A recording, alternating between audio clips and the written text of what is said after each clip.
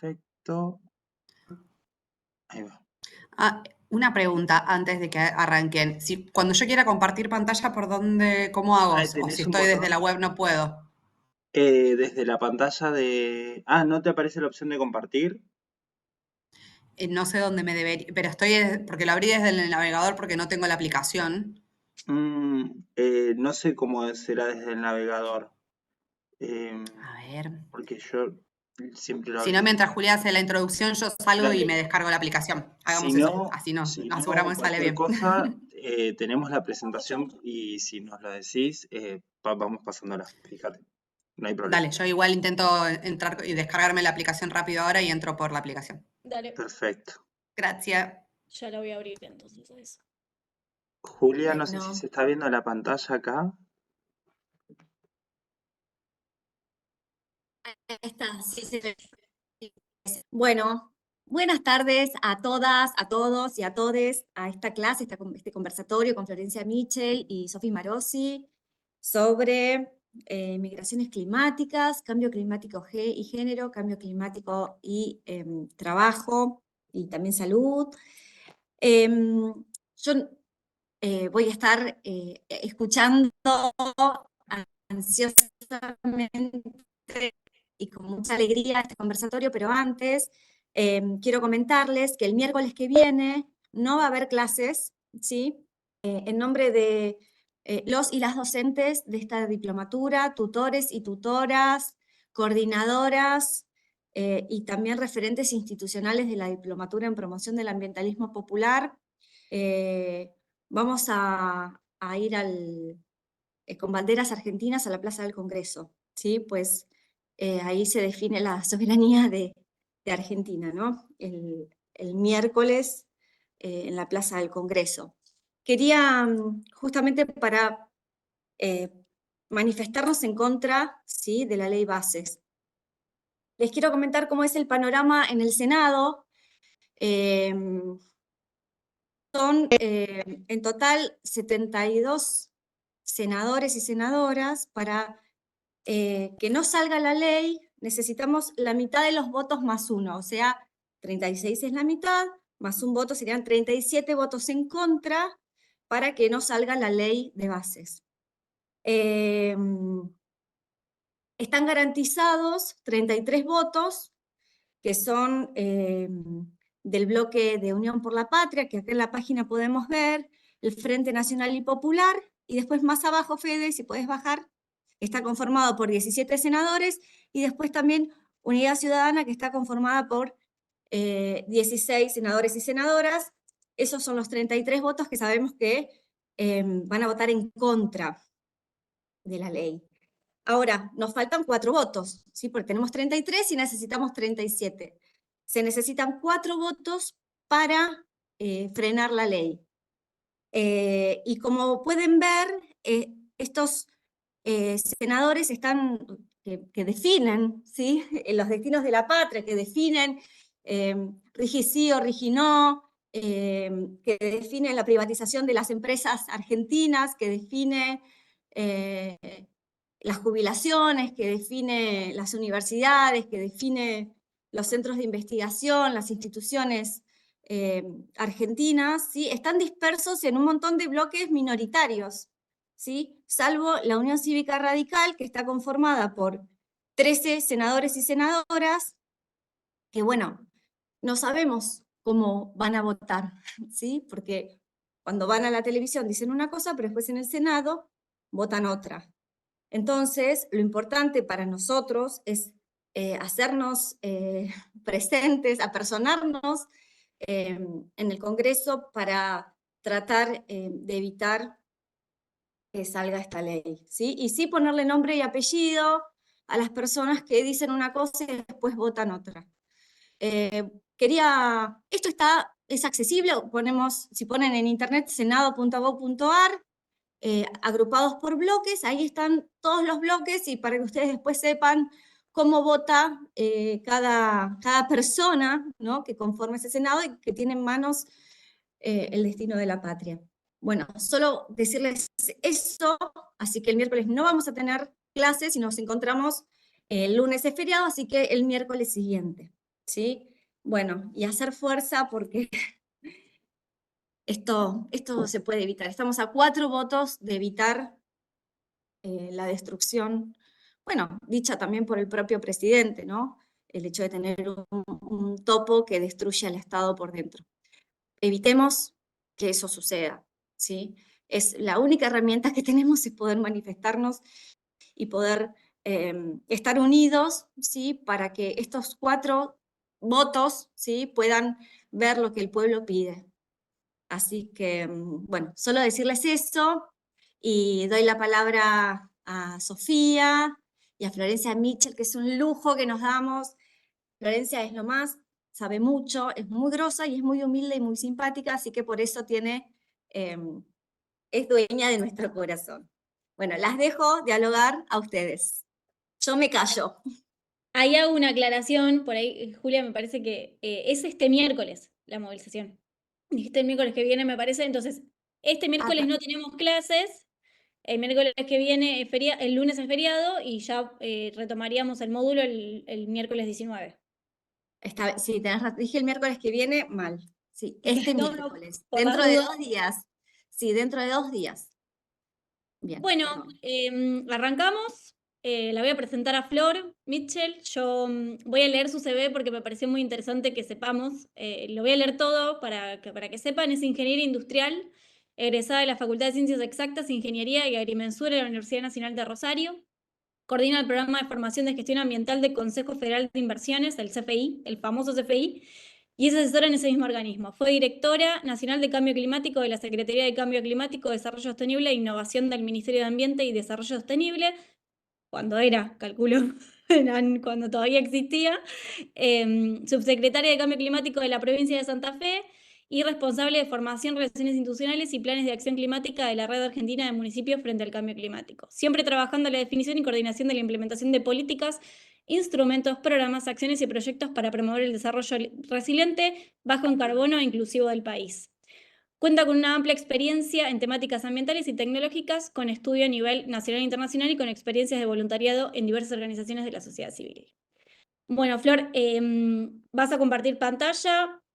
Un poco lo que yo quería enmarcar es que vamos a hablar de un tema que es reforzar el concepto de que, bueno, esta es una diplomatura en promoción del ambientalismo popular, y que con lo que particularmente vamos a intentar llevar el diálogo con Flores a la cuestión de las migraciones y refugiados ambientales, a cómo se profundizan, como ya lo hemos dicho, el concepto se vincula a eso, cómo donde hay desigualdades sociales,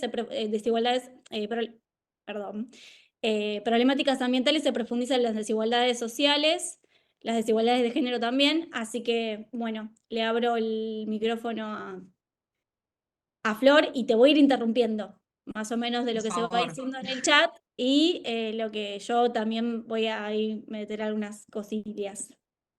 Sí, por favor, intentemos que esto sea lo menos monólogo posible. Gracias a las dos por la introducción. Qué lindo saber que, bueno, que lo que uno genera llega a algunos lugares. Vamos a intentar que eso se replique también hoy y que poder compartir algo de esa trayectoria que contaba Sofía, que tuve el gran honor de tener durante estos años, porque la verdad que ha sido un placer trabajar en los distintos niveles del Estado. Y me parece importante reforzarlo en el marco del, bueno, como decía Julia, ¿no? Estamos en un momento en donde parece que el Estado no cuenta, donde el Estado debería ser destruido. Bueno, yo creo que los que hemos tenido la suerte de participar en la toma de decisiones, en las distintas iniciativas y actividades del Estado, de reivindicar ese rol que tenemos. Así que bueno, yo no me voy a cansar de reforzar que para mí fue todo, no solo ha sido un honor, sino también un placer y una gran responsabilidad haber participado de esas distintas instancias y lo que tenemos que defenderlas, ¿no? La importancia de seguir defendiéndolas, particularmente para un tema como el que nos convoca hoy, hablar de cambio climático, hablar de género, hablar de migrantes, hablar de la combinación de todas estas agendas, sin duda, o para mí no hay forma de abordarlas si no es con un Estado presente, con un Estado robusto que nos permita acompañar a aquellos más vulnerables frente a estas situaciones, ¿no? Entonces, me parece que hablar justo en este momento de estos temas no solo es hablar de la problemática en sí, no es solo hablar de la crisis climática, que es un poco el título con el que podemos abordar esto, sino también de cuál es el rol que queremos que tenga el Estado y que entendemos debería tener el Estado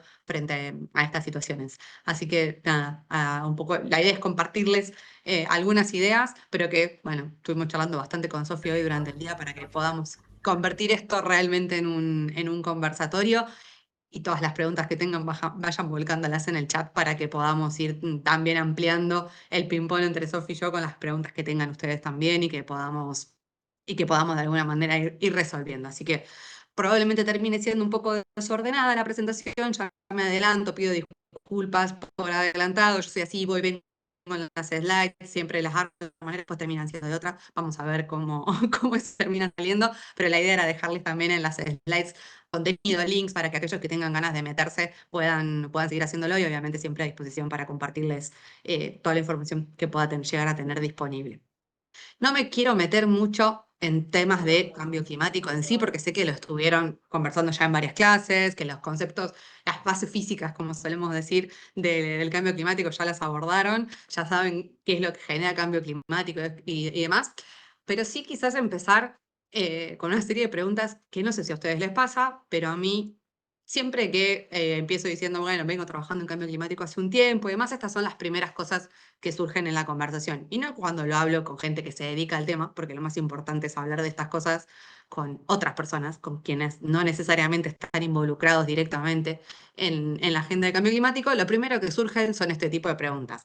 Si realmente es real, y lamentablemente vuelve hoy a la escena política esa pregunta de si el cambio climático existe y si el cambio climático es o no culpa de la humanidad, si eso, o sea, esas preguntas que creíamos resueltas, preguntas que creíamos que ya no estaban dentro de la agenda, hoy vuelven a estarlo. En Argentina en particular, pero también a nivel global, se pone de alguna manera de manifiesto esta nueva caída en el negacionismo climático, fundamentalmente en lo relacionado a si es o no culpa de la humanidad.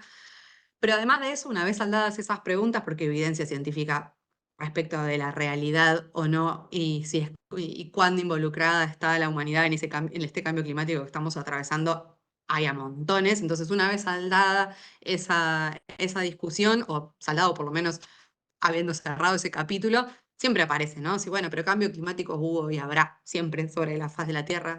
Sí, es cierto. Ahí la pregunta es cuánto nos gusta la humanidad o cuánto queremos a la humanidad y a las personas como para que este cambio climático no termine siendo que sea nuestra propia carta de defunción, ¿no? Entonces sí, hubo otros hasta peores.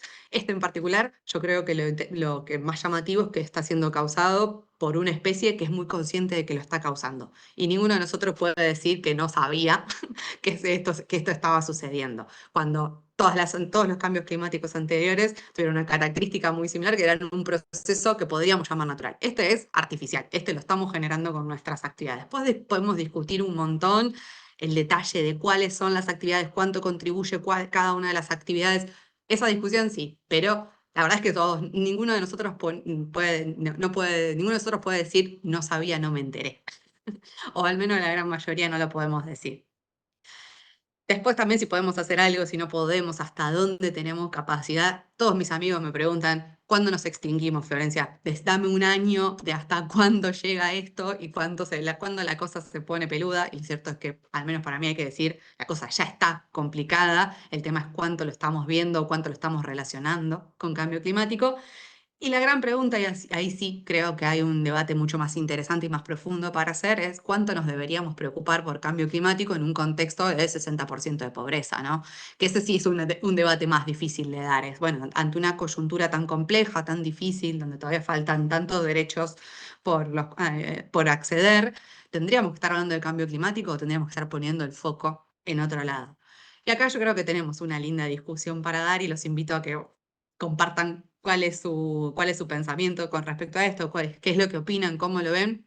Yo creo que sí, que tenemos que darlo al debate, que tenemos que hablar de cambio climático, pero tenemos que hablar de cambio climático con un gran sentido de humildad desde el lugar en el que lo hacemos. O sea, creo que los que hablamos de cambio climático desde hace tiempo tenemos que dejar de imponer qué es la mirada del cambio climático, sino poder demostrar cuál es la relación del cambio climático con todas esas otras preocupaciones mucho más contundentes de la vida real de las personas.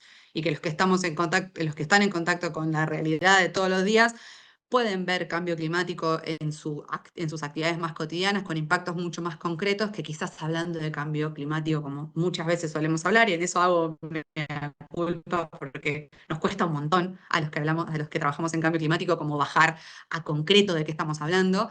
Y lo cierto es que tiene esos impactos muy concretos, muy cotidianos, de que se pueden ver todos intuitivamente, incluso podemos poner algún ejemplo de cómo vemos que cambia el clima o que cambió el clima o que va a cambiar el clima. Aunque sean ideas intuitivas, hagan el ejercicio con cualquier colectivero, taxista, persona del supermercado con la que hablen, todos pueden decir, si cuando yo era chico, para mi cumpleaños hacía más frío de lo que suele hacer ahora, que es lo que me pasa a mí, por ejemplo.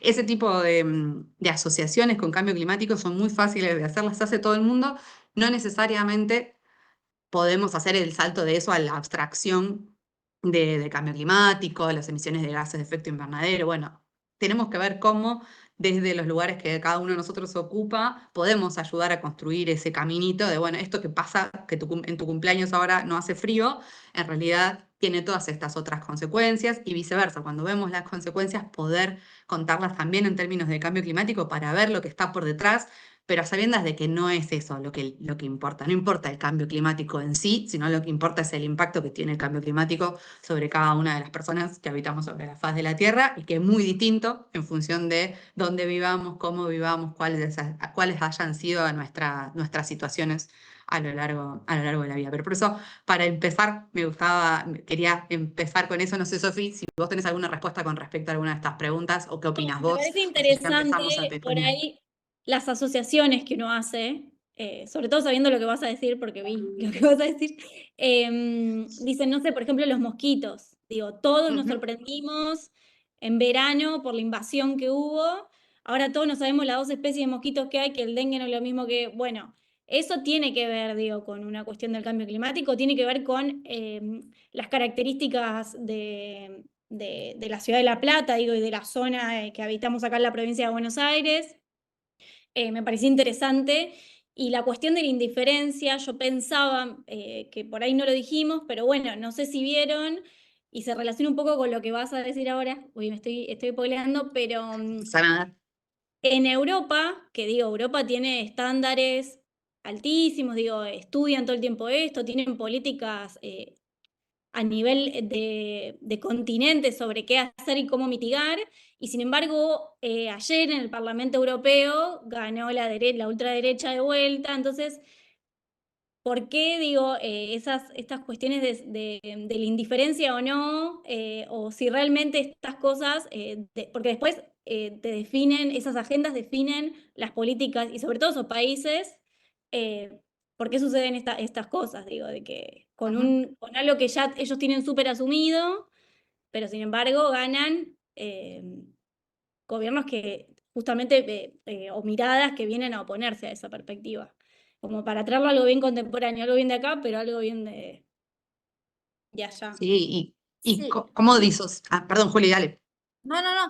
Yo no sé si esa derecha es negacionista del cambio climático, porque negacionismo del cambio climático hay 2 locos nada más. O sea, no se puede negar lo que dice el IPCC. Yo no sé si estas derechas que ganaron en Europa las elecciones, en el Parlamento Europeo, son realmente negacionistas. O sea, creo que no llegan a este extremo, pero no sé.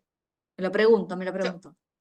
Yo creo que hay varias como grises, si se quiere, ¿no? Sí es cierto, las derechas en general no suelen ser negacionistas. Primero, que dentro del negacionismo tenemos los que niegan el cambio climático y los que niegan lo antrópico del cambio climático, que es que sean las personas, la humanidad, la que está generando el cambio climático. Ya de que nieguen el cambio climático, ya no quedan, de eso sí ya es muy marginal, sí todavía quedan, y en general los que quedan son de los partidos de derecha. Eso también hay como una relación a nivel global que está bastante estudiada de cómo se construye el discurso, digamos, desde los grandes grupos políticos, y sí, en general, las derechas tienden a construir una, una visión más negacionista del rol del ser humano como tal dentro en lo que tiene que ver con cambio climático, también porque hay una visión mucho más individual. Entonces, desde lo colectivo, o sea, pensándolo desde lo individual, cuesta ver cómo uno podría tener un impacto en algo tan grande y tan que te traspasa tanto como el clima, ¿no? Entonces, en una visión mucho más individualista, que suele ser como se construyen las miradas desde la derecha, es más fácil no sé si más fácil es la palabra, pero sí suele haber una construcción de discurso de que no puede ser la humanidad la que esté cambiando el clima, que no alcanzaría nunca con eso. Pero hay también mucho de construcción narrativa, porque muchas veces detrás de eso tiene que ver con cuánto querés ingerir o no querés ingerir en las políticas necesarias para llevar adelante acción climática, ¿no? Y ahí creo que está la diferencia. Los partidos que ganaron en las elecciones anoche de la Unión Europea, no dudo que cuestionen la ciencia, lo que cuestionan es la mirada que tiene, que tiene o que venía trayendo la Unión Europea, que hay que asumirlo, fueron siempre quienes lideraron la agenda de cambio climático a nivel internacional, la impulsaron, la sostuvieron a lo largo de todo el tiempo, con idas y vueltas de los otros grandes poderes globales, en particular de Estados Unidos, que vino. La Unión Europea fue de los que más respaldó la importancia no solo de abordar cambio climático, sino de abordarlo con políticas de Estado fuertes. Siempre fue con un rol, o sea, porque hay un Estado planificador detrás de las políticas de cambio climático siempre. Y eso requiere que sea un Estado fuerte, que esté atrás de las actividades económicas en particular. Entonces, me parece que es eso más lo que se cuestiona desde la derecha, que la existencia o no existencia del cambio climático, y ni hablar desde el si es o no antrópico. Y por eso permean mucho más fácil también los discursos, porque bueno, hay que darle alguna validez también casi desde la ciencia o de una pseudociencia a esto que se construye de no, el Estado no tiene que intervenir, no es necesario.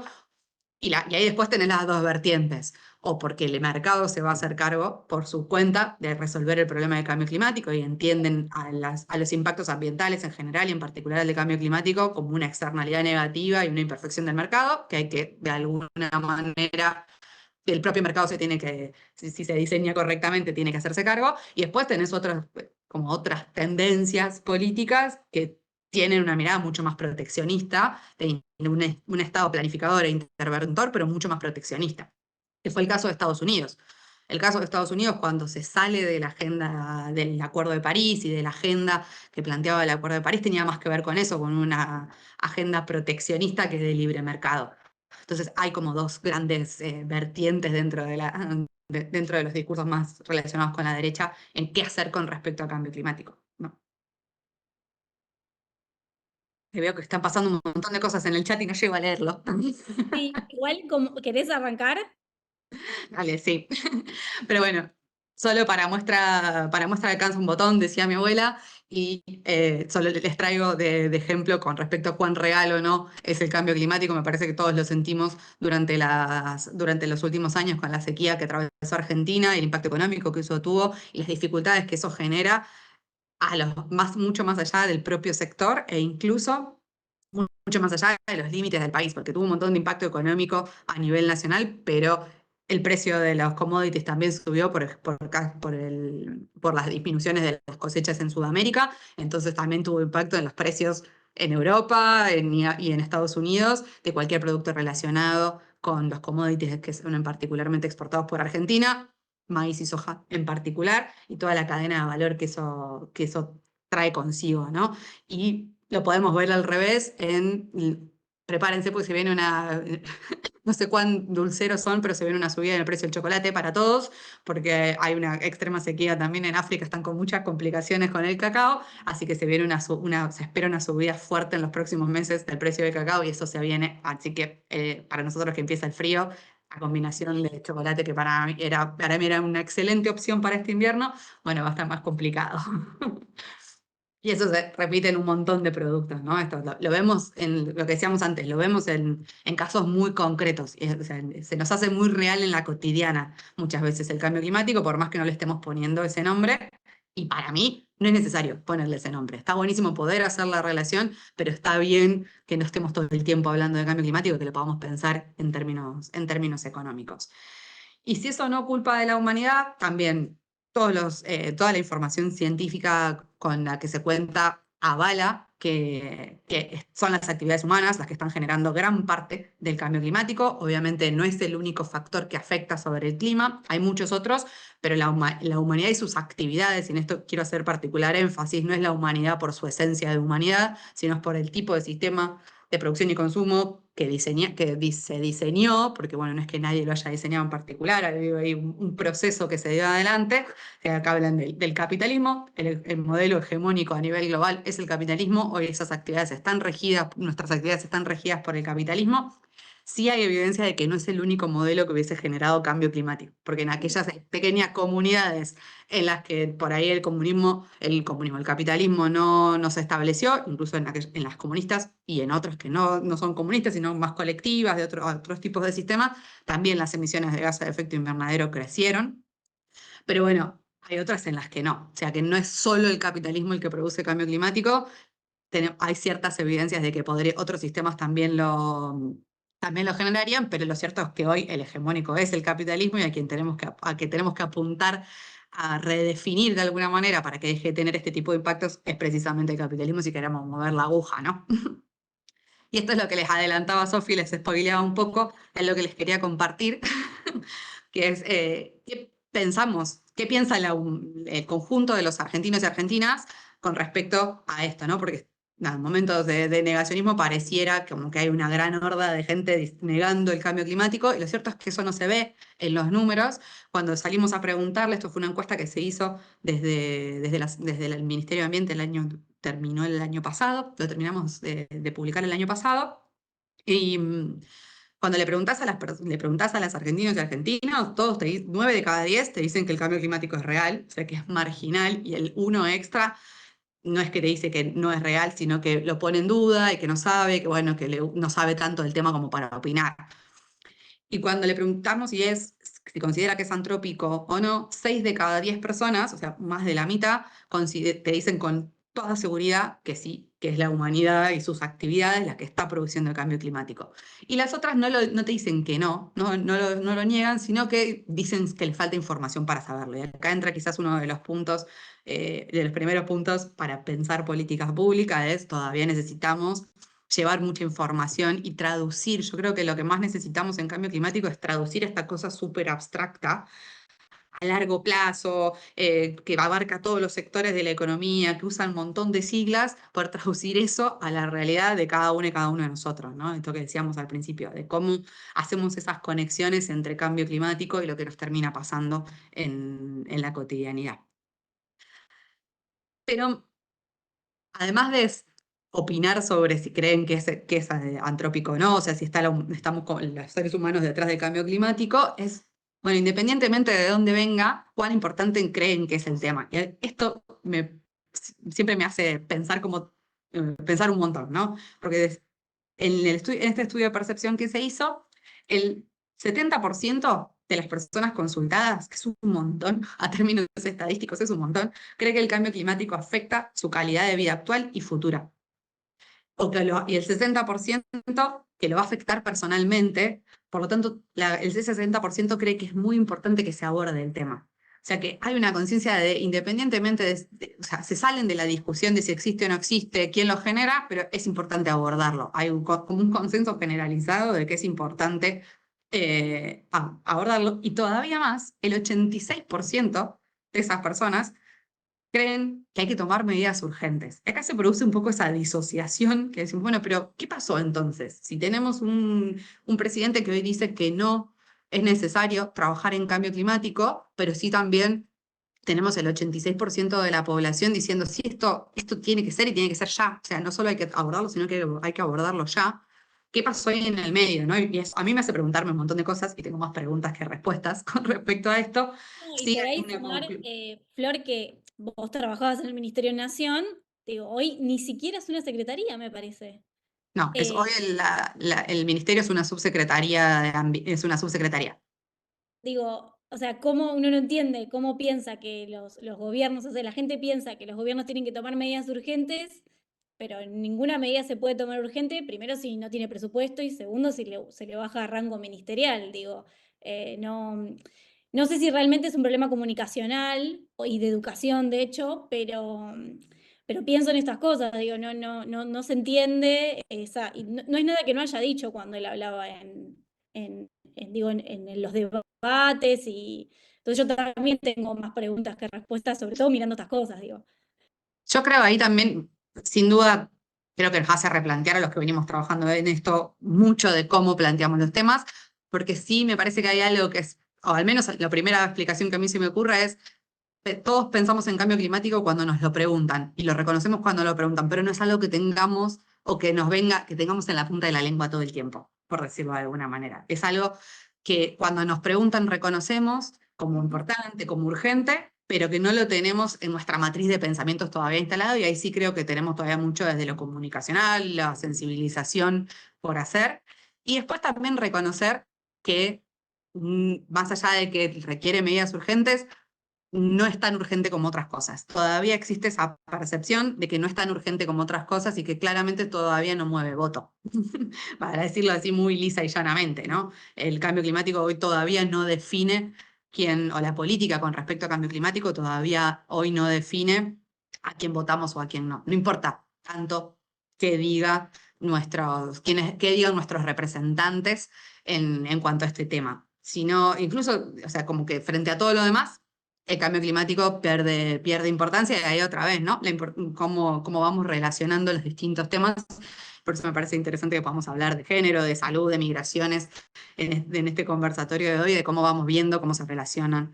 Sí, me todos pareció los re interesante el ejemplo del chocolate, digo, porque nadie hace esas conexiones y si te afecta el bolsillo después lo que salen las cosas, o de hecho lo que podemos exportar o no, porque si hay sequía no exportamos y todo lo que ya sabemos, y es menos o más plata, bueno, esas cosas, esas relaciones todavía no están en el sentido común, digo, en la forma en que las personas, tal vez sería un trabajo, digo, para la agenda política ponerlo en discusión y construir las propuestas en base, digo, a esas vinculaciones. Sí, cómo cambiamos el eje a la hora de discutir cambio climático, dejar de discutir el abstracto y cuántas emisiones de gases de efecto invernadero generamos, por más que sea en definitiva lo que está pasando, poder traducir esas discusiones a no vamos a poder exportar, las divisas que van a entrar van a ser muy distintas a las que teníamos esperado, que fue efectivamente una de las cosas que pasó, no la única, pero una de las cosas que pasó el año pasado. O sea, cómo vamos cambiando un poco el discurso a la hora, o la forma de encarar el discurso del cambio climático.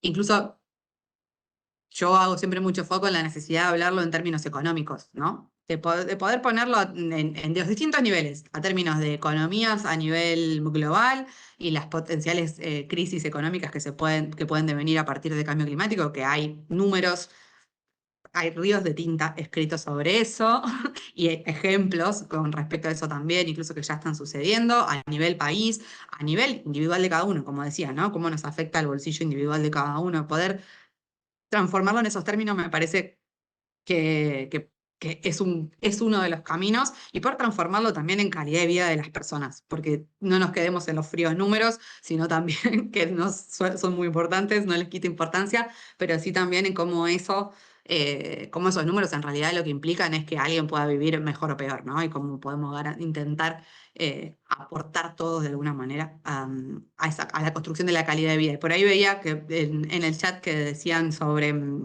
que ninguno nos sentimos del todo implicados en cambio climático, y eso es cierto, y tiene que ver con esta forma de hablar tan abstracta que muchas veces tenemos sobre cambio climático. Es como, bueno, alguien más lo tiene que hacer, siempre pasa por otro lado, entonces nuestras actividades, nuestras acciones individuales parecen no tener del todo sentido, nuestras acciones individuales como el voto incluso parecieran no tener sentido porque estamos todos como desimplicados. Es muy racional el proceso que hacemos con respecto a cambio climático en general, y bueno, es algo que pasa en otro lado y que se tiene que hacer siempre cargo otro, y sin Sí, terminar de dice encontrar qué es eso. lo que Y nosotros la podemos hacer. persona que intervino, que es Laura, dice, es como algo, una responsabilidad que es de otro. Digo, que no. Sí. Ujú.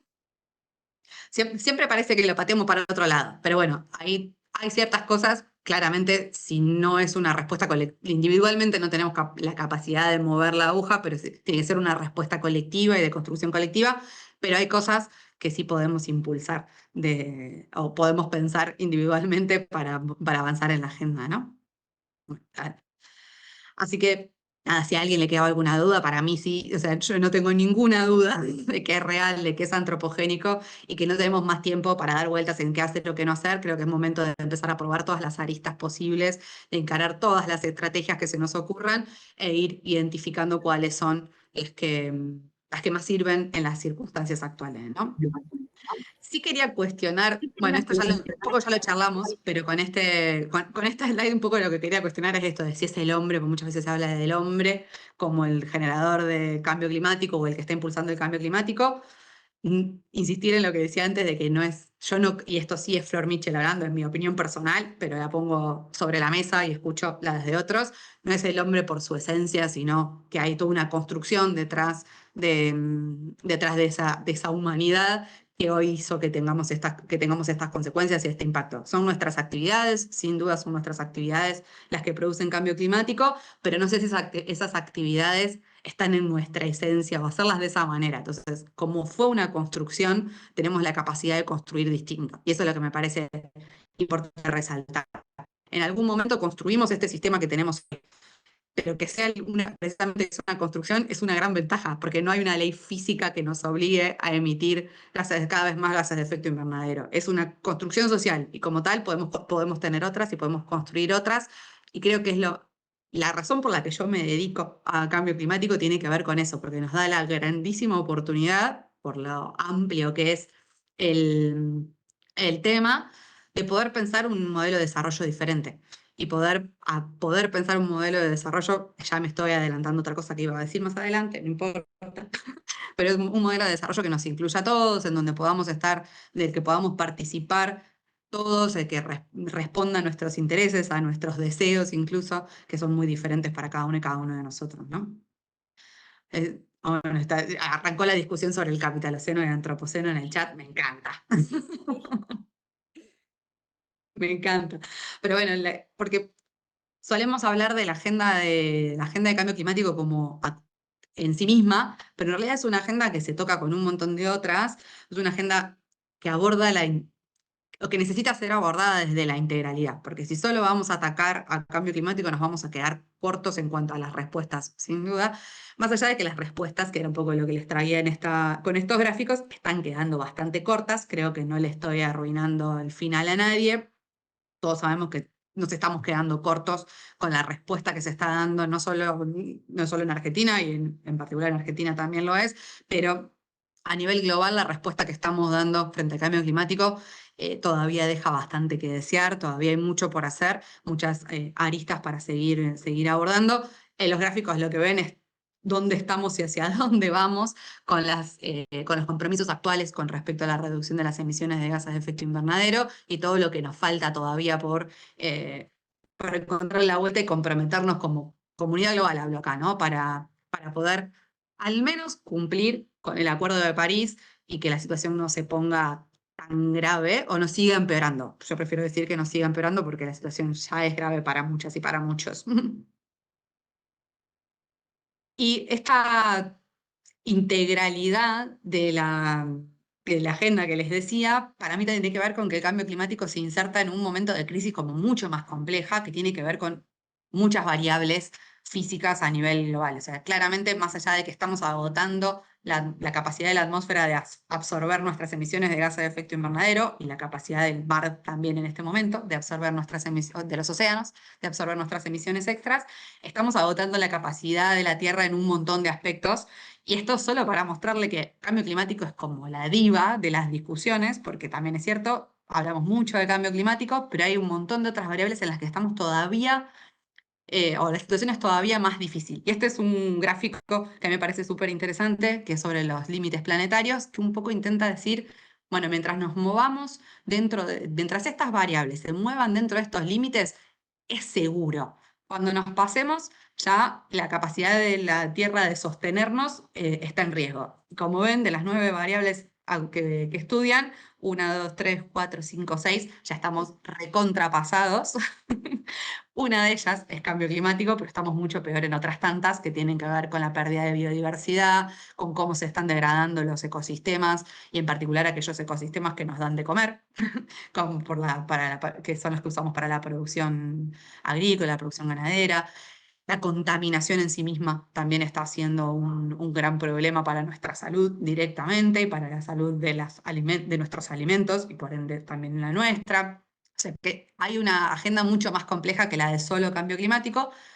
Como les decía, a mí me sirve pensar en términos de cambio climático porque sin duda las atraviesa a todos y de alguna manera se interconecta con todas esas otras agendas.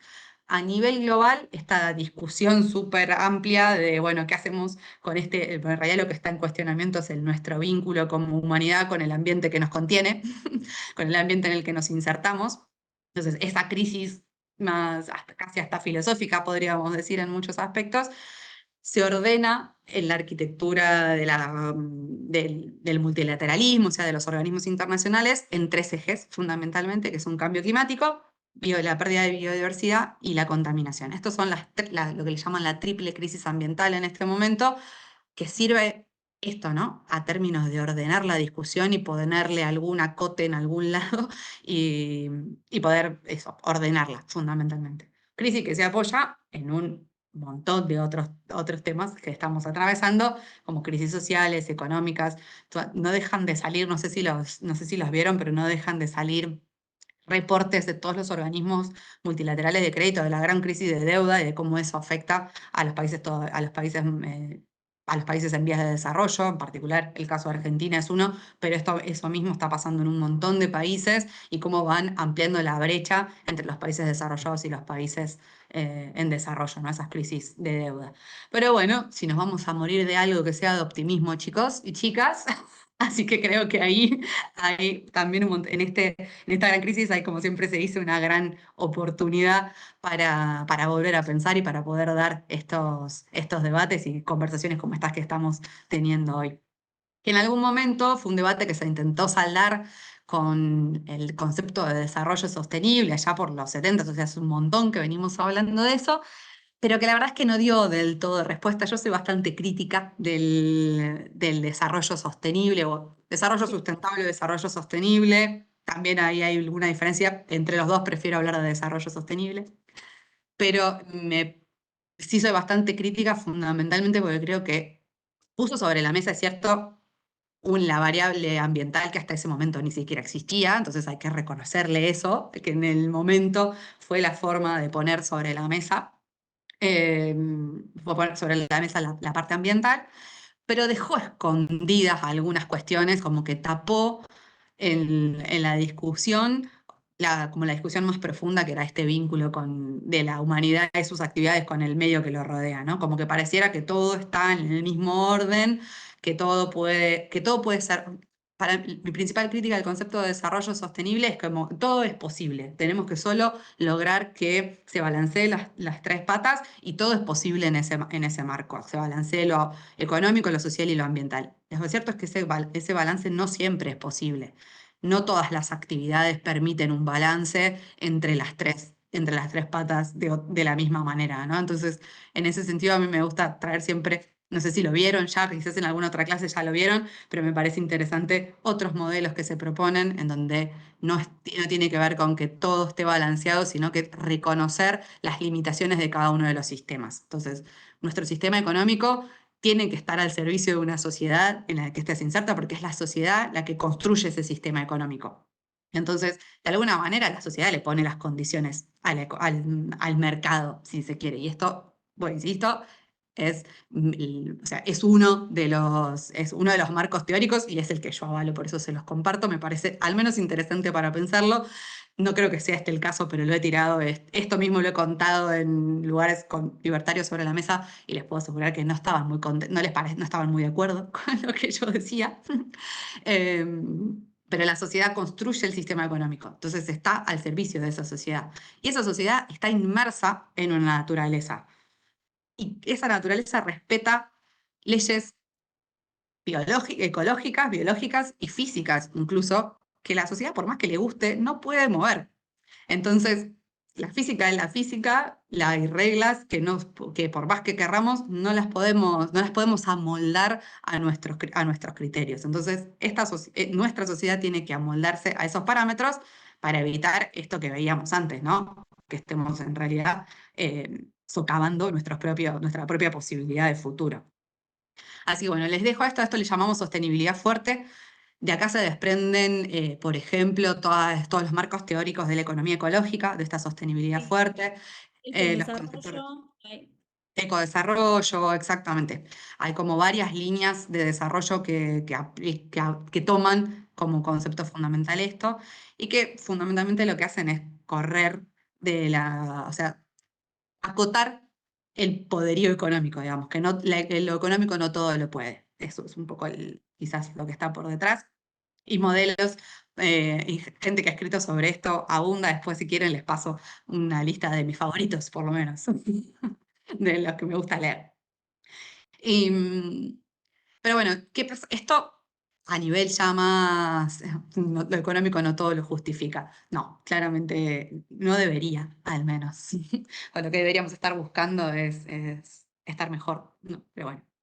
Eh, ¿Y qué pasa a nivel nacional con esto? Porque todos estos debates tienen un marco conceptual, más desde lo académico, si se quiere, un marco internacional con convenios, con acuerdos entre partes, se les suele llamar a los países que forman parte de esos convenios. O sea, hay todo un anclaje institucional a nivel internacional, en particular en ambiente, que hace que sea muy distinto en general a cualquier otro tema que se aborde desde lo internacional, porque en general las cuestiones ambientales surgieron de lo internacional y llegaron a los países. Y en particular cambio climático, eso fue así, fue como al revés. El proceso no era un problema detectado a nivel local, a partir del cual se construyó, por ejemplo, normativa en una ciudad, después en un país, después a nivel internacional, y nos pusimos todos de acuerdo. Esto fue al revés, fue bien de arriba hacia abajo que fue permeando la agenda, la de cambio climático, la ambiental en general, pero la de cambio climático en particular.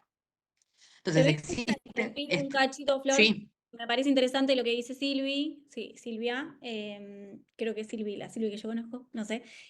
Pero la cuestión de decir cómo en la agenda entraron esos otros modelos sostenibles, por ejemplo, el caso de Bolivia, y habla del buen vivir. Esta cuestión de decir que ingresan en las agendas de las políticas públicas.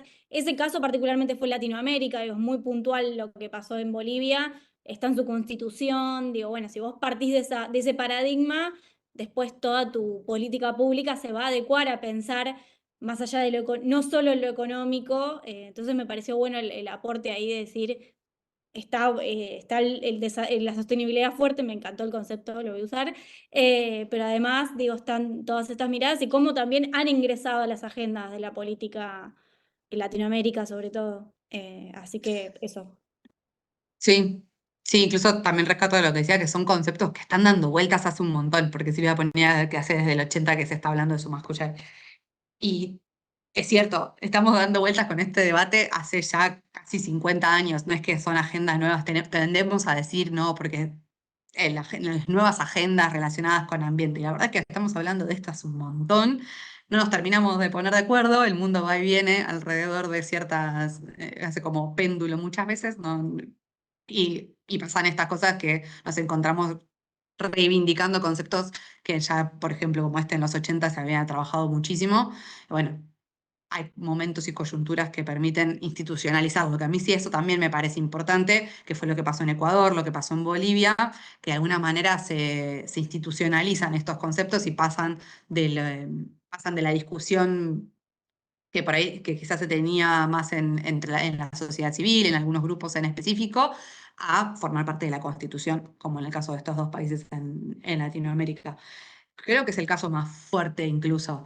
Después, en Europa hay ciertos debates muy fuertes relacionados con el decrecimiento, incluso, que a mí también eso me parece interesante para mirar, y el reconocimiento por parte de ciertos países en Europa de no solo no tenemos que crecer más, sino que hay que decrecer. Eso es una discusión que se está dando Todavía no se institucionalizó de ninguna manera, pero empieza a permear bastante más fuerte en las distintas normativas que se están tomando. Ahora está con Europa tomando un vuelco político distinto, no sé hasta dónde lo van a sostener, pero sí se estaba consolidando se estaba consolidando esa visión de, bueno, traslademos el crecimiento hacia otro lado, permitamos el crecimiento en otro lado, pero no en nuestros países que no lo necesitan, sino pensemos en cómo se distribuye mejor. Tienen toda una discusión de distribución, pero atada al de crecimiento. Interesante. Después hay mucha hipocresía en general en todo esto, pero bueno, hay que ver cuánto termina llevándose adelante. Pero volviendo, no sé, perdón, ¿querías decir algo más, Sofi? Sigo No, entonces no, con... solo eso que lo retomé del chat, así traíamos un poco. Sí. Pero bueno, entonces a nivel internacional tenemos el Convenio Marco de Naciones Unidas sobre Cambio Climático, que es una de las 3 convenciones ambientales que tiene Naciones Unidas. Otra es sobre biodiversidad y la tercera es sobre desertificación y degradación de tierras. Son las que se consolidaron en el 92 en la cumbre de Río, que fue la gran cumbre donde se despiertan, si se quiere, todas estas agendas o se consolidan estas agendas que ya se venían discutiendo en el marco de Naciones Unidas hacía un tiempo. Y esa convención tiene como distintos momentos con distinto nivel de compromiso por parte de los países que formamos parte de la Convención Marco. Primero con el Protocolo de Kioto en los 90 y a partir del 2015 con un segundo gran acuerdo, que es el Acuerdo de París, a partir del que es el que está vigente ahora y es el que de alguna manera rige la política internacional de cambio climático, siempre teniendo en cuenta que los países son soberanos para la toma de decisiones, ¿no? Y eso es un criterio importantísimo dentro de la Convención de Cambio Climático y en particular dentro del Acuerdo de París, ¿no? Más allá de que haya un marco, no, la Convención de Cambio Climático no te puede obligar a tomar decisiones hacia un lado o hacia el otro. Tiene que poner cada país es soberano al momento de definir cuál va a ser su aporte a la lucha contra el cambio climático. Sí se pusieron todos de acuerdo en que todos tenemos que hacer algo. ¿Qué es ese algo? Lo define cada uno de los países bajo este criterio de soberanía, ¿no? De soberanía de acción. Y a nivel nacional también tenemos un marco que retoma muchos de los conceptos del Acuerdo de París y los establece en una ley de presupuestos mínimos de adaptación y mitigación del cambio climático global, la ley 27520, que se sancionó a finales del 2019, una ley aprobada por unanimidad, y esto hay que resaltarlo. No sé, todos los representantes del Congreso votaron a favor de esta ley, una ley que tuvo un proceso, fue bastante rápido, pero un proceso interesante de formulación en donde participaron también organizaciones que venían trabajando en estos temas. Fue impulsado, incluso más allá de que después lo toma, bueno, fue Pino Solanas el que termina haciendo la presentación del proyecto, pero muy impulsado por un trabajo que se venía haciendo más desde la sociedad civil, y eso se nota hasta en el texto de la norma. Si algún día tienen ganas de ponerse a leerla, van a ver que se nota mucho la mirada de la sociedad civil y de la academia en el armado de esa ley, fundamentalmente porque lo que establece la ley son obviamente contenidos mínimos de qué líneas de trabajo tiene que sí o sí abordar el gobierno nacional, el gobierno nacional y los gobiernos provinciales y subnacionales con respecto al cambio climático, sino que hace mucha fuerza en cómo los tiene que abordar, y eso a mí me parece particularmente interesante de esta ley. Generando, por ejemplo, la estructura de gobernanza, que es el Gabinete Nacional de Cambio Climático, un gabinete que ya existía, pero que a través de la ley se consolida y con el decreto reglamentario se le da forma a ese gabinete, que hasta ese momento era una reunión que sucedía algunas veces, ya tenía igual cuando se creó, ya tenía la obligatoriedad de reunirse 2 veces al año, eso se sostuvo, pero la estructura que hoy tiene el gabinete se crea con esta ley, asumiendo desde el gabinete la responsabilidad de generar los mecanismos participativos necesarios para que el gabinete no solo represente la gestión de gobierno, sino que represente a todos los partidos, a todos los sectores y a la sociedad civil en su conjunto. Entonces se arma toda una estructura de gobernanza alrededor de esa creación del gabinete. Eso se consolida con el decreto reglamentario de la ley, que que permite dar respuesta a ese cómo, que es el que para mí lo más interesante de la ley de presupuestos mínimos. No importa, no solo importa qué vas a hacer, sino también cómo lo vas a hacer y basado en qué vas a hacer o vas a tomar esas medidas. El gabinete, acá está, el Gabinete Nacional de Cambio Climático tiene una reunión de ministros y ministras y esta estructura se replica también después en varias provincias que tomaron el esquema del Gabinete Nacional y lo trasladaron a sus propios gobiernos provinciales. Entonces tienen estos espacios de discusión en donde los tomadores de decisión, los ministros y ministras se reúnen para definir los lineamientos generales y después esas agendas son tomadas por representantes técnicos, en el caso del Gabinete Nacional, una mesa de puntos focales, y desde ahí se articula también con los otros actores particularmente interesados en la definición de la política climática, que son los otros niveles de gobierno, en el caso particular de Nación, las provincias, que son como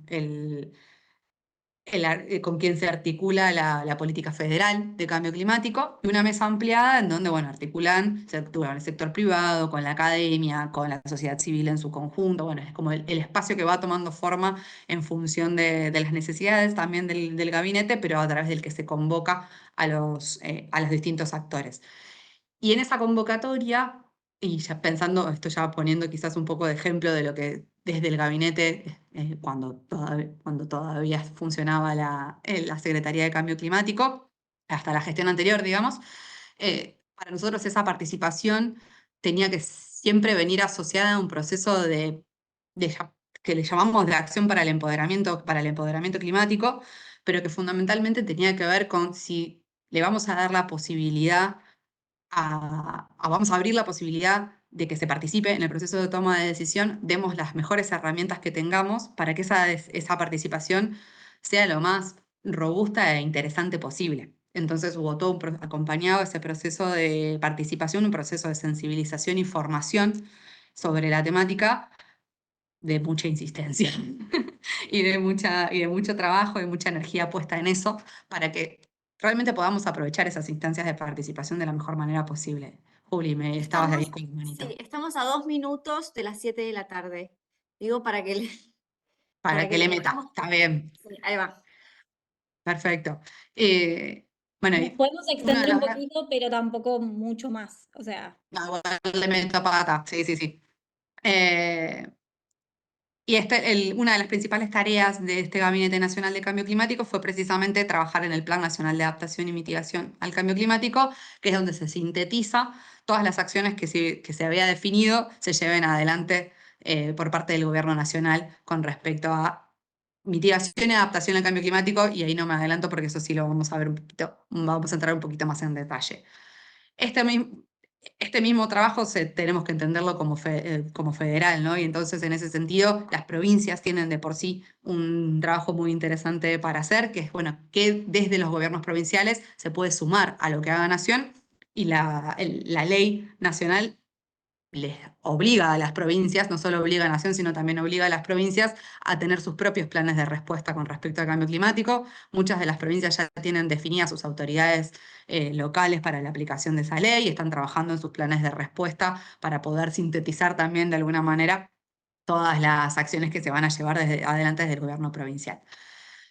Y las acciones de cambio climático se dividen en fundamentalmente 3 grandes grupos: mitigación, adaptación y un tercer punto que empezó a aparecer con mucha más fuerza ahora, que tiene que ver con las pérdidas y daños. Y en un país como el nuestro, en donde si la mitigación aborda la reducción de las emisiones de gases de efecto invernadero, la adaptación viene a intentar prevenir los impactos del cambio climático o a prepararnos de la mejor manera para los impactos del cambio climático. Entonces uno podría decir, Argentina tiene a nivel global el 1% de las emisiones. Incluso si desapareciera mañana Argentina del mapa, porque lo que sea, la verdad es que la situación global con respecto al cambio climático no cambiaría demasiado, y teniendo en cuenta que además todavía tenemos un montón por hacer con respecto a desarrollo de infraestructura, a acceso a derechos para con nuestras comunidades, nuestro foco tendría que estar puesto en adaptación al cambio climático. Y en eso creo que lo deben haber escuchado varias veces. La adaptación tiene que ser la prioridad, o así lo entiendo yo, tiene que ser la prioridad para países como Argentina. ¿Cómo podemos pensar lo que hacemos para que esté adaptado no solo al clima que ya cambió, sino al clima que sabemos que va a venir. Y cómo empezamos a incorporar esa variable en la definición de cada una de las políticas de Estado que llevemos adelante, sacándolo ya de lo estrictamente ambiental, sino, y más que nada poder trasladarlo a las decisiones que toman otras carteras de gobierno, el Ministerio de Obras Públicas, las Secretarías de Energía, cómo desarrollan y planifican sus sistemas o sus políticas y sus políticas públicas para que tengan en cuenta esta mirada de futuro que nos propone el cambio climático, que tiene que ver con que el clima va a ser distinto al que conocemos hoy. Sin embargo, la mitigación no debería dejar de preocuparnos, por dos razones, una positiva y una negativa. Por la negativa, por el lado de las limitaciones, porque empieza a tener impactos, o sea, que nuestros sistemas productivos generen más o menos emisiones de gases de efecto invernadero, tiene impacto en el comercio internacional. El Pacto Verde Europeo es el caso ejemplo, si se quiere, que empieza a poner limitaciones a los productos que importan en función de cuán contaminantes sean a términos de gases de efecto invernadero. Pero por la positiva también, porque además de ser una limitación en algunos países, la Unión Europea, Estados Unidos y China incluso están empezando a tener algunas regulaciones específicas al respecto, también hay una disposición de pago mejor para los productos menos contaminantes en mercados internacionales e incluso, aunque nos parezca increíble, en el mercado local. Todavía, o sea, existen ciertos grupos que están dispuestos a pagar más por productos que contaminen menos, entonces eso no deja de ser una oportunidad para diferenciarse a la hora de pensar en una producción específica, ¿no? Pero particularmente para mí, pensar en lo que tiene de interesante, pensar en estrategias de mitigación, es esto que les decía antes, ¿no? Bueno, cómo podemos repensar el modelo de desarrollo al cual que queremos construir en territorio, que queremos que se plasme en el territorio, que tiene que ser un desarrollo compatible con el medio físico, inclusivo, y la única forma de lograr todo esto en un marco de cambio climático es que sea descentralizado, reconociendo las particularidades, las necesidades, las oportunidades, y yo agrego siempre esto, y los deseos del territorio. Tenemos que entender qué quieren los territorios hacer con su propio territorio y darle la posibilidad de decirnos claramente qué es lo que quieren que pase en sus propios territorios. Y para poder responder a eso, tiene que ser descentralizado. Sabemos cómo hacerlo, hay que hacer planificación a largo plazo, poner prioridades, generar consensos, y hay herramientas. Existen las herramientas metodológicas, el ordenamiento ambiental del territorio, la evaluación ambiental estratégica. Tenemos un montón de herramientas y un montón de metodologías diseñadas y que se pueden poner en práctica para poder generar esas planificaciones que parecen imposibles muchas veces. ¿No? ¿Cómo podemos hacer para planificar a largo plazo? Eso es casi como tener la bola mágica. Y sí, a veces sí, pero usando herramientas y metodologías concretas, me parece que podemos acercarnos por lo menos lo máximo posible. Y no quiere pasar. Y además, otra oportunidad más que tiene que ver con la generación de empleos, atado a nuevos procesos, a nuevos sectores relacionados con la transición, en particular, del que más datos hay es de la transición energética y cómo las nuevas formas de generar, transportar y distribuir energía generan incluso más empleo que las formas con las que contamos actualmente. Eso es de lo que más datos hay. También se está empezando a ver en otros tipos de transición, en la transición productiva a escala primaria, también los sistemas los sistemas de producción de alimentos menos contaminantes, más relacionados con los sistemas agroecológicos, por ejemplo, o regenerativos, también generan más empleo, y no solo generan más empleo, sino que generan empleo de mayor calidad. Y también lo que tiene interesante es que son esquemas descentralizados muchas veces, como decía antes, pero que necesitan de muchos tipos de empleo. Son mucho más diversificados en la cantidad de los tipos de trabajadores que necesitan. En general, otros modelos de desarrollo sus inversiones son mucho más intensivas, entonces son intensivos en capital, pero requieren de poca mano de obra y en general es empleo súper calificado. Entonces deja un montón de gente afuera. Por eso, pensar a la mitigación me parece que es la oportunidad de pensar en este tipo de cosas, ¿no? Bueno, ¿cómo podemos aprovechar esta necesidad de reducir las emisiones para generar un modelo de generación y distribución de energía que además nos genere más trabajo? Solo en Argentina está... Además, Sí. esto agrego yo pensando en la crisis, en todo lo que pasó estos últimos meses, donde hay un problema de distribución de la energía, porque, bueno, el gasoducto, que lo hablamos en otras clases, bueno, hay una alternativa, pensando en la transición, digo, en los sistemas de transición, de que hay maneras de generar trabajo a partir de otro tipo de energías alternativas, o no sé, los sellos de calidad, los productos artesanales, todo eso que parece, pero en realidad, si atrás está el Estado sofisticando la política pública, genera realmente mucho empleo. Entonces, me parece re bueno lo que estás trayendo, sobre todo porque parece que no hay otro camino, parece que hay que quedarse cuando necesitamos tener propuestas reales y tangibles. Muy interesante esto de decir de que la transición genera trabajo, la mitigación es una buena oportunidad. Eso es algo que Sí, sumo. sí, y yo creo que está ahí eso, es como, cómo la vemos como una oportunidad para generar nuevos empleos, mejor acceso a la calidad de los servicios, incluso porque hay ciertos lugares donde los modelos que venimos usando no llegan. Entonces, bueno, la transición energética la tenemos que pensar para que nos permita generar también ese mejor acceso a los servicios, en este caso al servicio de la energía, ¿no? Lo limito a esto que es lo que estamos viendo ahora, pero que también se da en otros sectores. Bueno, sí. En cuanto a la adaptación, los dejo solo para que quede.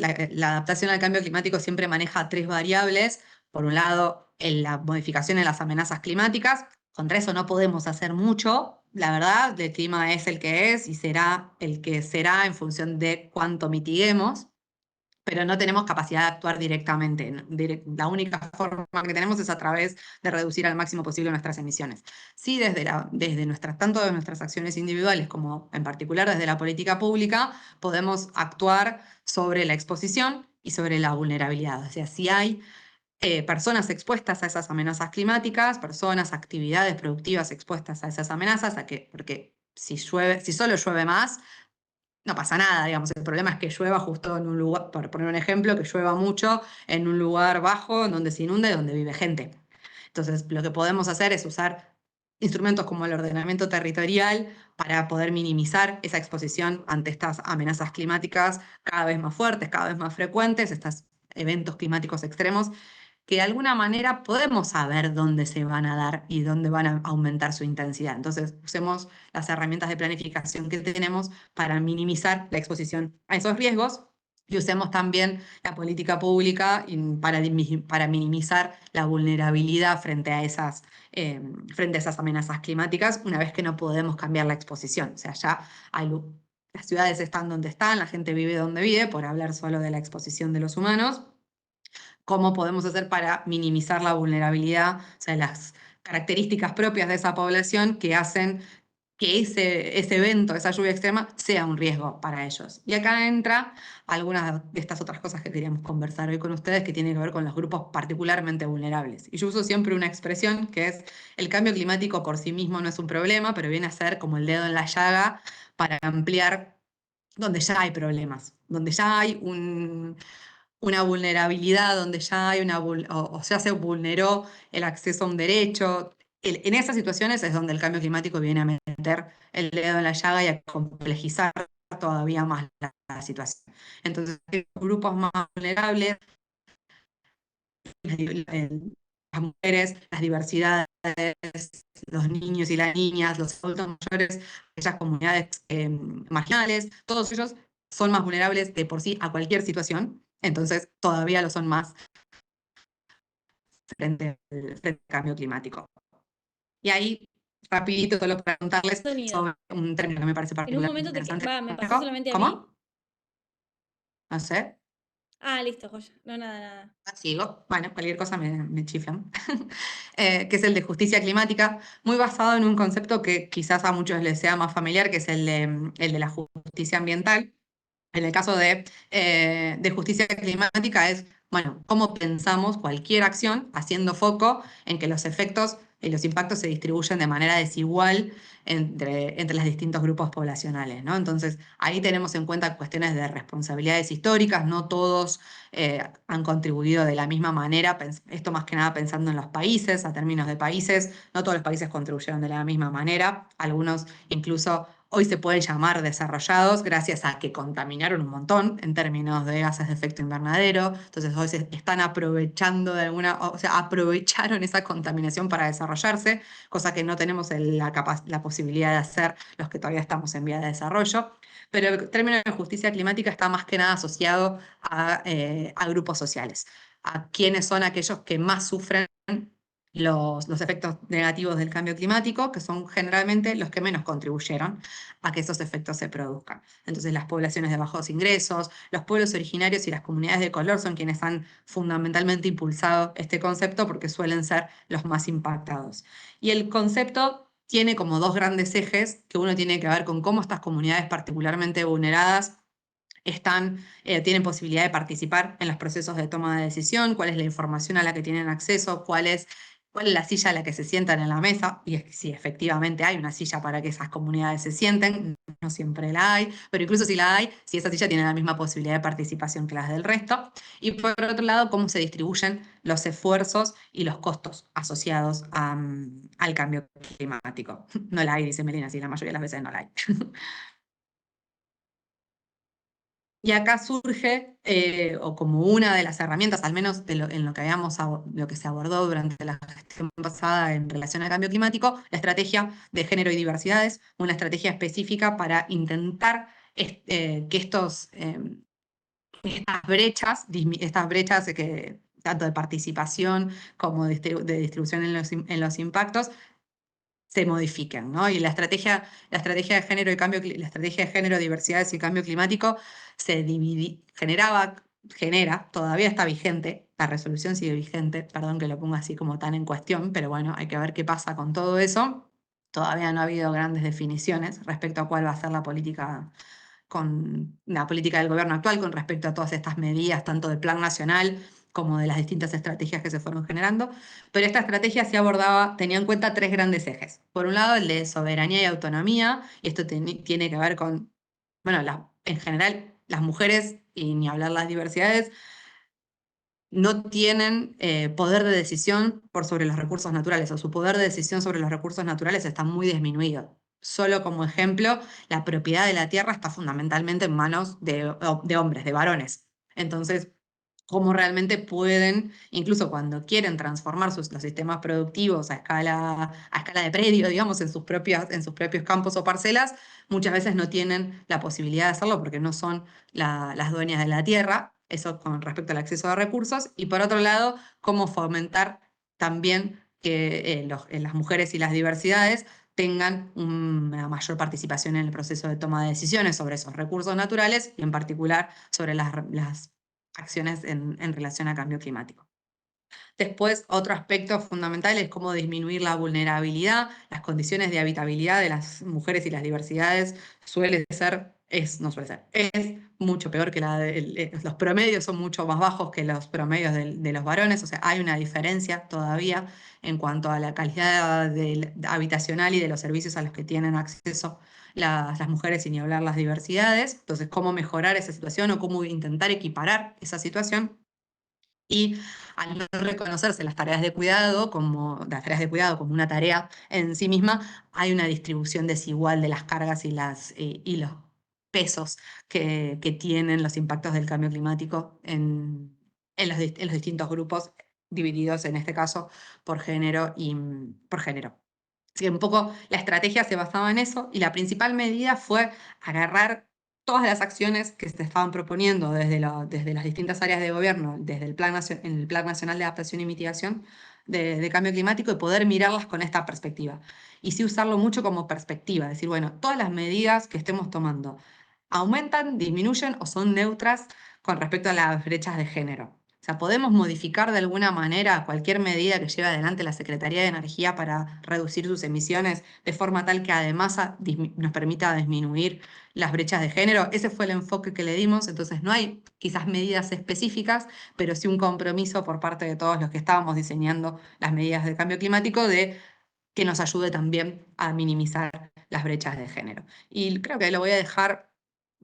Solo quiero alguna cosita Les dejo un poco más de información de justicia climática y justicia ambiental, si quieren lo podemos seguir charlando, pero hay algunas páginas muy interesantes para mirar cuáles son los conflictos que se están generando a nivel país y a nivel región con respecto no solo a clima, sino en particular a ambiente.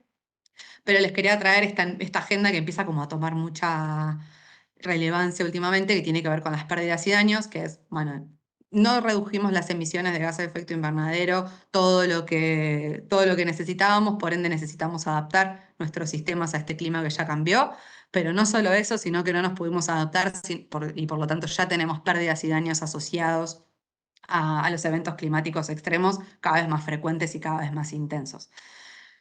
Y en este marco es el que se producen las migraciones climáticas, que era uno de los últimos conceptos que queríamos traerles para compartir, que tiene que ver con cómo se desplazan las poblaciones por culpa del cambio climático, sea por estos eventos extremos o por otros eventos progresivos que se van dando, que muy lentamente van haciendo que sus condiciones de habitabilidad, que sus propios sistemas de subsistencia se vean afectados y no quede otra razón, no quede otra más que mudarse.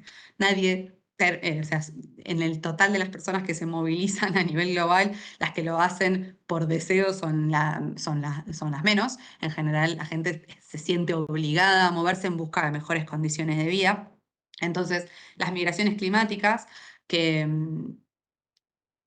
llamamos migraciones climáticas, que pueden ser dentro de un país o fuera de un país, se desprenden de las migraciones ambientales, específicamente por cuestiones relacionadas a clima, como decía antes, a procesos puntuales o procesos de lento desarrollo, o procesos graduales, pero vienen a ser un multiplicador de riesgo más que nada. Nadie te dice yo soy un migrante climático.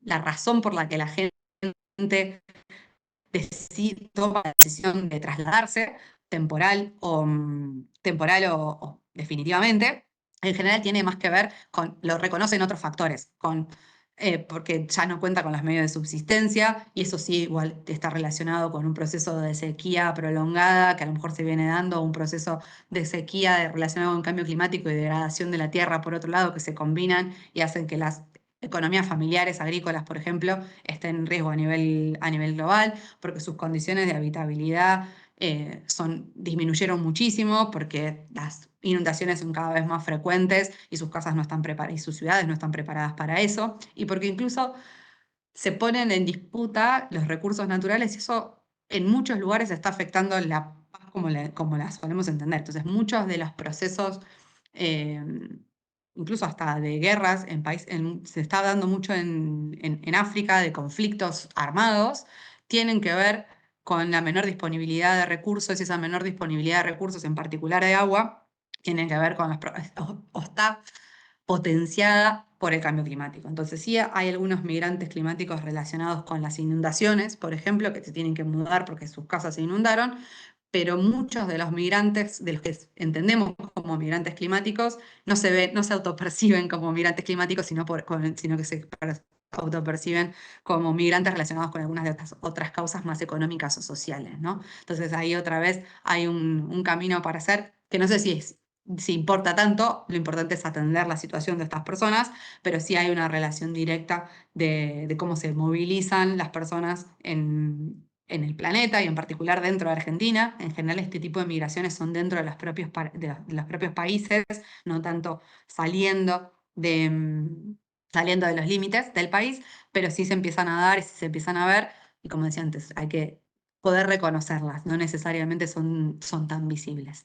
Y hasta acá lo vamos a dejar, porque si no también sigo hablando. Yo, como se habrán dado cuenta, puedo seguir hablando sin que me pregunten un montón. Así que lo voy a cortar acá y vamos a pasar a preguntas y respuestas y comentarios. Bueno, una genia total. Sofi también, unas capas. A mí me encantó, me quedan miles de preguntas y también, bueno, en el chat, después te vamos a compartir el chat, Flor, para que nos des una mano a responder tantas cuestiones. Yo me pregunto, hablando del Parlamento Europeo y estas migraciones climáticas, ¿no? Y el racismo, ¿no?, que se está dando, que se pone de manifiesto, quizás también es el voto, ¿no?, del Parlamento, que haya ganado la derecha del Parlamento Europeo, se debe en parte también a estas migraciones climáticas que no quieren que lleguen extranjeros. ¿Se puede deber estas migraciones climáticas, pero entre países, al cambio climático? Yo digo migraciones, digamos, estas migraciones, ¿pueden ser migraciones climáticas las que está recibiendo Europa? Sí, y en muchos casos lo son, incluso. No están una vez más, no están calificadas como tales, es muy difícil, por eso no hay una definición, incluso la Organización Mundial de Migraciones, de Migración no lo tiene como un título, digamos, salvo que estén relacionados a eventos climáticos extremos, que ahí sí le puedes poner la etiqueta fácil, porque si, bueno, esta familia se tuvo que mudar por un deslave en India, entonces, bueno, no le quedó otra más que irse, esa es como la fácil de asociar. Pero después están todos estos procesos migratorios Claro. donde el vínculo con cambio climático es más indirecto. Pero No siempre hay, está la sí, figura de refugiado ambiental, sí, no de refugiado climático. refugiado climático. Bien. No, esa figura no existe, no está, no tiene no existe la categoría. Y eso fundamentalmente tiene que ver con una de las explicaciones que se da es que esto no siempre te autorreconoces y el refugiado corre riesgo en su país por país en general. O sea, para ser un refugiado te recibe otro país porque corres riesgo en la totalidad de tu país. Y en general los fenómenos climáticos, extremos no abarcan a todo un país completo. Entonces, por eso en general no hay pedidos incluso de refugios por clima. En general son refugiados por otras razones. Muchas veces esas razones están impulsadas por procesos de cambio climático, como muchos conflictos armados en África que tienen que ver están potenciados por la falta de acceso al agua.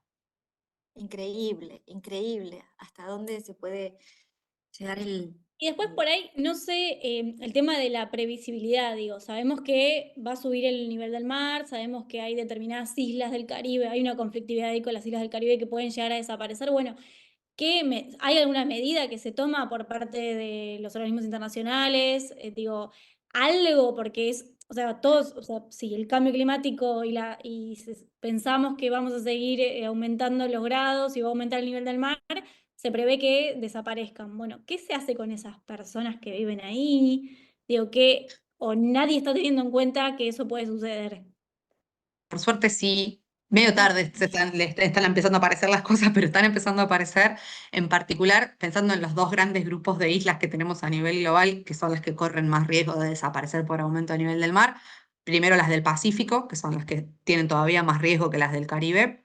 Las del Pacífico están generando todo un tratado con los grandes países del Pacífico, le hace Australia y Nueva Zelanda. Entonces hay toda una línea de trabajo entre Australia y Nueva Zelanda para recibir a esos inmigrantes de la forma lo más ordenada posible. Entonces, a sabiendas de que eso va a pasar, ya están trabajando en conjunto porque saben que van a ser los australianos y los neozelandeses los que los reciban. Y los europeos están empezando a hacer lo mismo con los caribeños.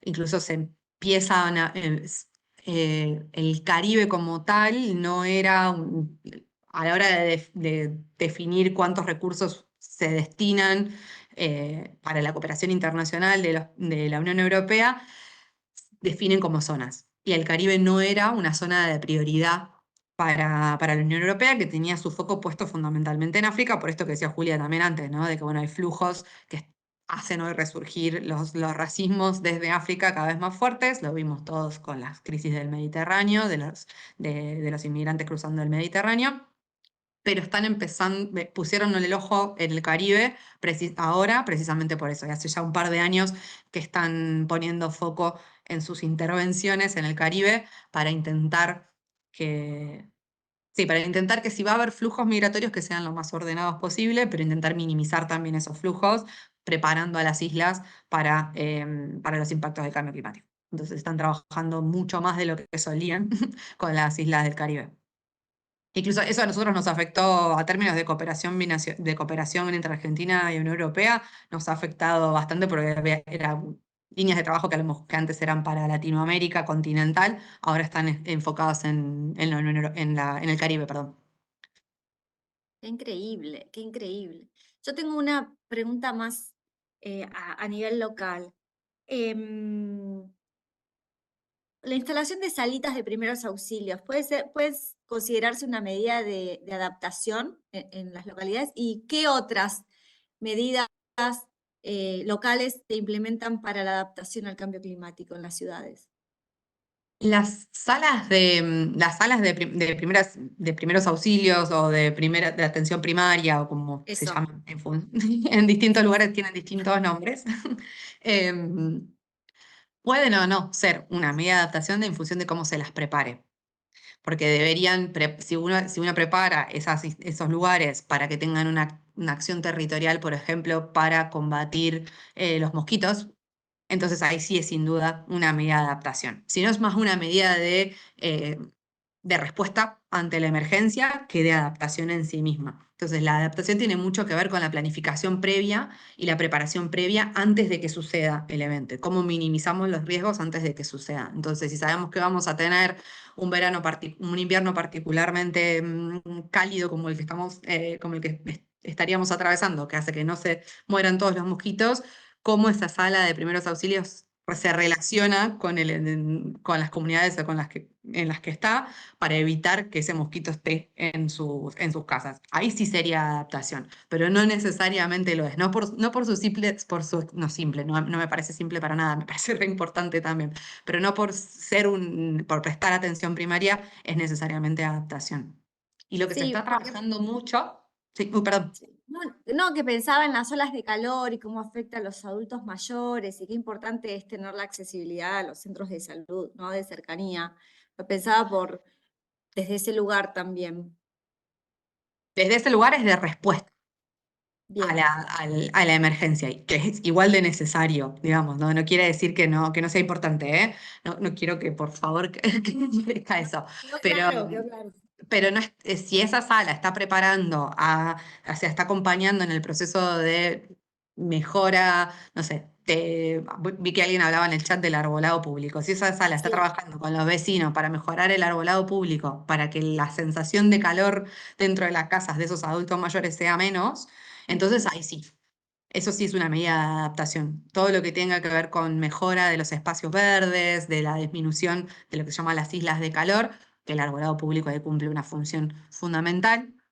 Todo eso sí es una medida de adaptación. Y otra medida de adaptación, como por otra línea, que para mí es particularmente interesante, que me parece se puede abordar desde muchos lugares, tiene que ver con cómo pensamos la infraestructura. Entonces, cómo empezamos a diseñar la infraestructura ya teniendo en cuenta el clima que sabemos que se va a venir, ¿no? Y cuáles pueden ser las distintas alternativas que tengamos para pensar en infraestructura pública.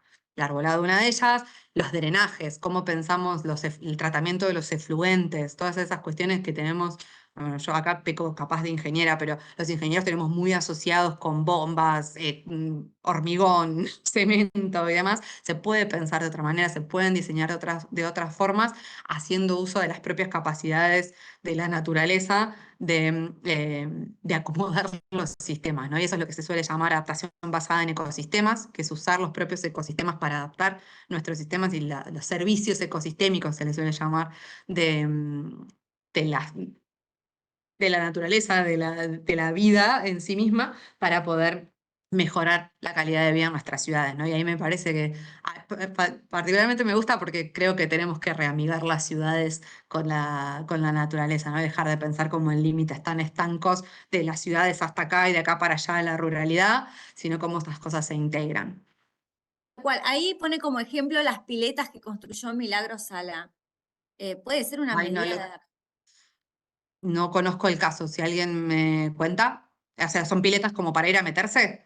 Sí, Cuando hace calor. refrescarse.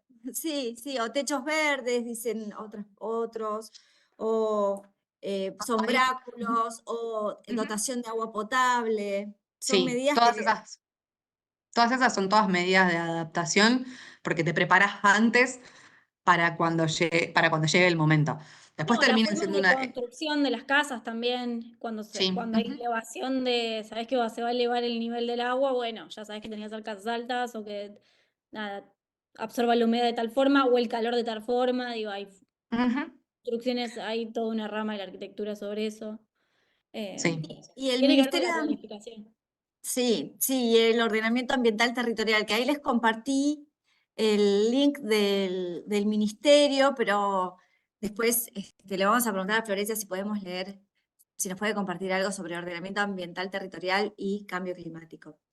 Bueno, el Ministerio de Ambiente tiene un programa que se llama Nativas Bonaerenses, y ahí también promueven la plantación de árboles y otras especies, herbáceas, arbustos nativos, justamente como medida, quizás sí, como medida de adaptación o de mitigación. Son las dos, ¿no? O sea, plantar árboles Las dos. serían las dos, adaptación y mitigación, ¿verdad? Así que Y- plantemos árboles en Eso cada sin duda, rincón. y cuidemos los que tenemos también, porque si no parece que además de plantar, tenemos que cuidar mucho los que tenemos. Lo Sí, pienso a nivel ciudades e incluso a nivel a gran escala, en los niveles de deforestación de Argentina siguen siendo altísimos.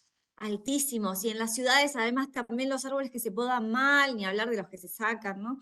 Pero lo fitosanitario también de las ciudades es muy Ujú. importante también atender.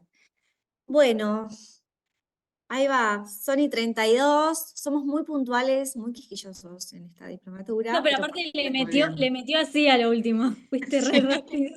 sí, muy interesante. Esto, ay, que siempre nos quedamos cortos. Tendríamos que hacer una diplomatura anual para poder profundizar bien en todos los temas, pero yo la verdad que estoy encantada con tu presentación, Florencia. Bueno, te admiro un montón, fui alumna tuya, otra vez ella. Pero bueno, tenemos que terminar la clase y este conversatorio hermoso. Te vamos a pedir que nos compartas algún material de lectura para poder transmitirle a los y las estudiantes a través de los tutores. Y bueno, despedirte y agradecerte tu presencia y bueno, y el haber compartido con nosotros todo tu saber y tu conocimiento. No, al contrario, muchas gracias por por la invitación a seguir conversando sobre estos temas. Encantadísima. Y Bueno, bueno, les voy a muchas pasar gracias. un listado largo de los autores que a mí más me gustan y ustedes elegirán por Sí. cuál empezar, cómo quieren, así que a disposición me escriben cuando estaba en la presentación mi correo, así que me escriben si están buscando algo en particular.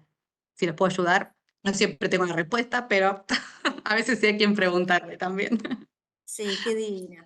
Bueno, y una medida que podemos tomar es ir el miércoles al Congreso, ¿sí? A exigir que no salga esta ley, ¿sí?